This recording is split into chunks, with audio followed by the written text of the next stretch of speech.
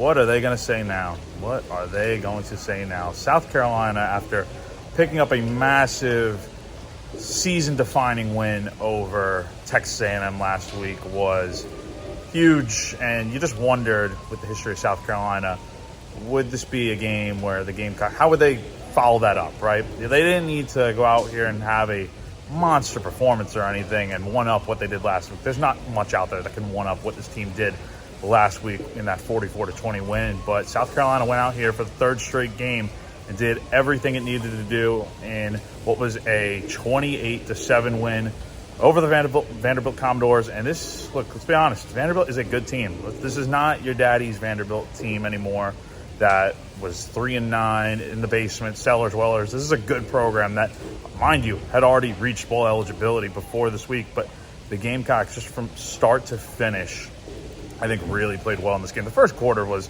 kind of a little bit of a jumbled mess on both sides, but once the second quarter got going and Lenore Sellers hit Nick Harbor for a 23-yard gain, and then Josh Simon on the next play after for a 17-yard touchdown, the ball got rolling and South Carolina kind of took control from there. Now, look, there were moments where, look, this wasn't a perfect game by any means. South Carolina, I thought, played very well for the most part, and it wasn't their best day. The weather behind me here has been dreary, to say the least, so that obviously is going to have an impact. But either way, man, South Carolina just came out here and looked pretty good. Again, pretty good in this league. We'll get the job done, I think, for the most part. And look, it doesn't have to be a perfect game every time, but South Carolina in this environment got the job done. And I think a big part of that was Lenore Sellers tonight. Look, you would have thought with the weather tonight being what it was, you'd think they'd run the ball so much, and that'd be the only way South Carolina could win this game. And we'll talk about the run game in a minute, because it was fantastic, but it wasn't just a one-man show. It wasn't just Rocket Sanders. Sellers was also very, very efficient. I mean, look, he threw for well over 200 yards, had I think the defining play of the night. I asked him about this in the post-game presser. I'm going to have a story up on this on Gamecock Central on tomorrow. At the time of recording, it's Saturday, but it'll be up there on Sunday. It was right after halftime. Kaysen Henry had just been called for a holding penalty to set South Carolina back. On the next play, it looks like Sellers is going to be taken down for a sack, and it would have been the first one of the day for the Gamecocks, but he magically, Houdini's, breaks out of it, pulls a Johnny Manziel or even a Diego Pavia type play, and scrambles out, throws for a 51-yard pass, and it was just a really, really fantastic play by him. And it set up 2 plays later for Rocket Sanders to go down and score on a 33-yard touchdown, and that was a 14-0 lead, and South Carolina would really be in control the rest of the way. Now, let's give a lot of credit to Vanderbilt. I thought Diego Pavia was a magician out there for the most part tonight. He made a lot of great plays. He broke out of a lot of pressures. I think you could say that Vanderbilt should have been called for more holding in this game, but that's not the way it went. I thought the defense, for the most part, did a great job of swarming him, making life really, really difficult on him. And any play he made, it was not a gimme. It was about as hard as it could get, and that is what you want from your defense, who really shined tonight. Again, 7 points given up. You get up 20 against A&M, and you pitched a shutout in the second half. And even before that, against Oklahoma, you only gave up 9 points. So the defense continues to be the strong suit of this team. But again, I will say, it is a definite combined effort at this point. You're playing, I think, your most complimentary football you have played all season. You played really well against A&M in all 3 phases. And I feel like tonight was pretty much the same deal. And that's exactly what you want to see again. I think this team is just built for November.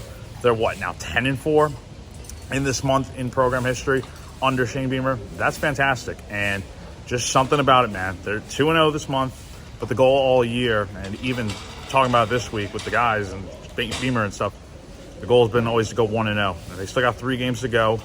It's going to get tough from here, obviously. I mean, I think all the games at this point are winnable for South Carolina, but nothing's a gimme, especially with one more SEC game to go. Gamecocks get Missouri next week at home for the final SEC game of the year.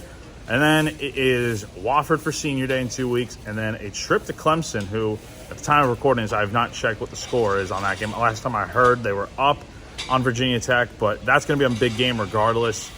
Towards the end of the year, with Miami losing today to Georgia Tech, that kind of opens up things in the ACC a little bit. But this conversation isn't about Clemson. It's about South Carolina and just the way they've been playing. Again, I think for the most part, I've been very impressed with what I've been seeing from this team over the last 3 games. And again, this is all coming out of the bye week. Since that bye week, they're 3-0, and they've got a real chance now with bowl eligibility, which I forgot to even mention. Gamecocks are bowl eligible for the first time since 2022. Last year was such a disastrous year where they went 5-7. A lot of things went wrong, and injuries, all that sort of stuff. But I think it was really, I don't know what the right word to use is here, but I think a real big statement and really wonderful from a South Carolina perspective for the players and coaches to come out here after what happened last year and get the job done. It felt special per Beamer. So South Carolina is back at home next week, next Saturday, 4:15 p.m. to take on the Missouri Tigers. Kickoff is at 4:15 p.m. on SEC Network. I will be there covering that game, obviously. Heading home from Nashville tomorrow on Sunday. We'll be doing GC Live Sunday Reset at some point. I don't have an exact time to put together yet because, number one, it's about an 8-hour ride back to Columbia, and when I get back, we'll see what time I do.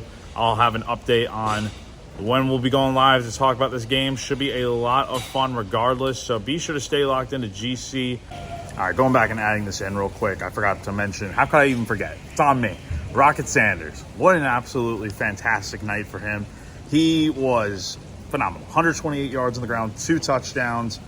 And then he had a touchdown through the air, which was a 43-yard catch in the fourth quarter. I mean, look, this guy is just phenomenal for this team. He's up to, I think 10 or 11 touchdowns on the year. He has been extraordinary for this team, and I really don't know where South Carolina would be without him right now. I mean, look, he is everything you want and more out of a running back. He's big, he's physically strong, he is tough to bring down, and that's what you saw tonight. He had some really explosive runs, and I think right now we're seeing him at his peak. I feel like there's still more for him to do, obviously, but he is on another level right now, and it is really hard for teams to bring him down. So that's going to do it for now from Nashville. Again, South Carolina beats Vanderbilt 28-7 here on Saturday night. Take it easy, guys, and I'll see you next time.